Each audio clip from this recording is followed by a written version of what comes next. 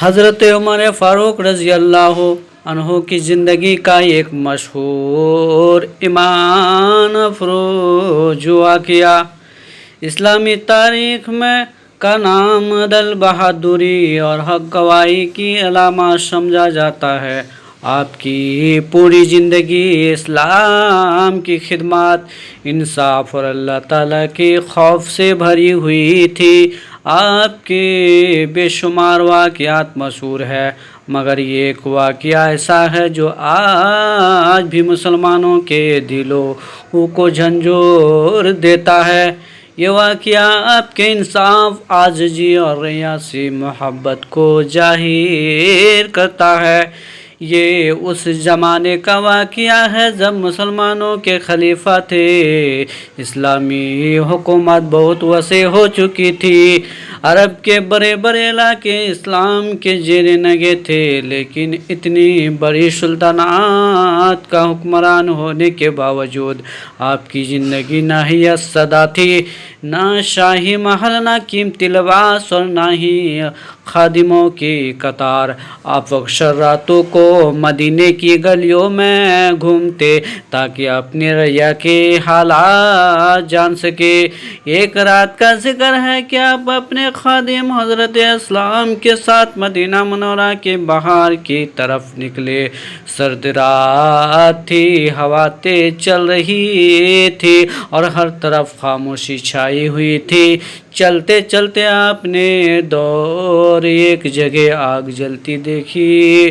آپ نے فرمایا، شاید کوئی مسافر ہوگا یا کوئی پریشان حال انسان، چلو دیکھتے ہیں۔ جب قریب پہنچے تو دیکھا کہ ایک عورت چند بچوں کے ساتھ بیٹھی ہے۔ بچے بھوک کی شدت سے رو رہے تھے اور عورت ایک ہانڈی میں کچھ پکا رہی تھی۔ سلام کیا اور پوچھا، بچوں کے رونے کی کیا وجہ ہے؟ عورت نے غمگین لہجے میں جواب دیا، یہ بچے بھوکے ہیں، میں ہانڈی میں صرف پانی گرم کر رہی ہوں تاکہ بچے سمجھے کہ کھانا پکا رہا ہے اور شاید انتظار کرتے کرتے سو جائے۔ یہ سن کر حضرت عمر کا دل کانپ اٹھا۔ آپ نے پوچھا، تمہاری یہ حالت کیوں ہے؟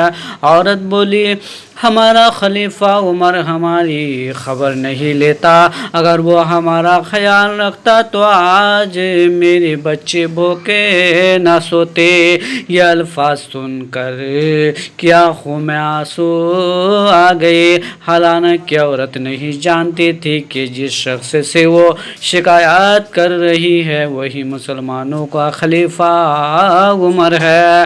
اب فوراً بیت المال کی طرف روانہ ہوئی۔ وہاں سے آٹے کی بوری، گھی اور دوسری غذائی چیزیں اٹھائے۔ خادم حضرت اسلم نے عرض کیا، امیر المومنین، یہ بوجھا مجھے دے دیجئے، میں اٹھا لیتا ہوں۔ لیکن حضرت عمر نے فرمایا، کیا قیامت کے دن بھی تم میرا بوجھا اٹھاؤ گے؟ یہ کہہ کر اپنے خود اپنے کندھوں پر آٹے کی بوری رکھی اور اس عورت کے خیمے تک لے گئے۔ وہاں پہنچ کر خود اپنے ہاتھوں سے کھانا تیار کیا۔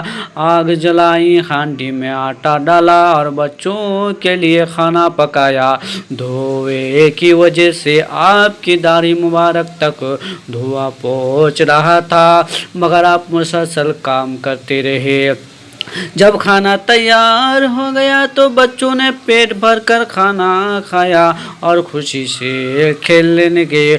عورت نے دعا دیتے ہوئے کہا، اللہ عمر کو جزائے خیر دے، تم عمر سے زیادہ اس خلافت کے حقدار ہو، معلوم ہوتے ہو۔ یہ سن کر خاموش رہی اور صرف اتنا فرمایا، جب عمر کے پاس جا جاؤ تو کہنا کہ اپنی رعیا کا خیال رکھا کرے۔ حضرت اسلم فرماتے ہیں کہ میں نے دیکھا کہ حضرت عمر اس وقت تک وہاں سے واپس نہ آئے جب تک بچوں کے چہروں پر مسکراہٹ نہ آ گئی۔ آپ دور کھڑے رہے، ان بچوں کو کھیلتا دیکھتے رہے اور پھر اللہ کا شکر ادا کرتے ہوئے واپس مدینے کی طرف روانہ ہو گئے۔ یہ واقعہ صرف یہ قصہ نہیں بلکہ حکمرانوں کا ایسا اصول ہے جو پوری دنیا کے حکمرانوں کے لیے مثال ہے۔ آج کے دور میں حکمران بڑی بڑی گاڑیاں اور محلات میں رہتے ہیں، مگر جیسا حکمران تاریخ میں بہت کم ملتا جو رات کے اندھیرے میں اپنی رعیا کی خبر لینے نکلے، بھوک کے بچوں کے لیے اپنے کندھوں پر آٹے کی بوری اٹھائے اور خود کھانا پکا کر کھلائے۔ حضرت عمر فاروق کی پوری زندگی ایسی عظیم واقعات سے بھری ہوئی ہے۔ اپنا حیات بہادر تھے۔ اسلام قبول کرنے کے بعد مسلمانوں کو کھول کر عبادت کرنے کا حوصلہ ملا۔ آپ کا عادل ارشاد تھا کہ دشمن بھی انصاف کی تعریف کرتے تھے۔ اب فرماتے تھے اگر دریائے فرات کے کنارے ایک کتا بھی بھوکا مر گیا تو عمر سے اس کے بارے میں سوال ہوگا۔ یہی خوف خدا آپ کو راتوں کو جگاتا تھا اور رعیا کی خدمات پر آمادہ رکھتا تھا۔ آخر میں ہمیں چاہیے کہ ہم کی زندگی سے سبق حاصل کریں، انصاف، عاجزی، رحم دلی اور اللہ کی خوف کو اپنی زندگی کا حصہ بنائے۔